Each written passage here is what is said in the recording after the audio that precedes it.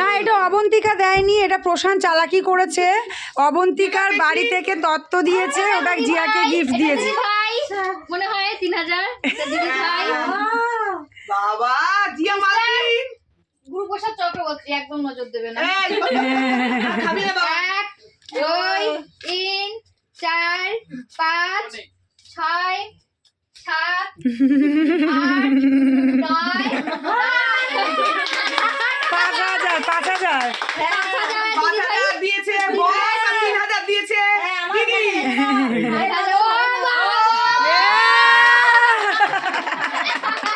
কই বিশাল বিশাল। আরো তো বাবা আছে, মা আছে। এই রে মা, ধরছিস কেন রে আমার মাটাকে? হ্যাঁ, তোর এত মানে আমি কে খাবো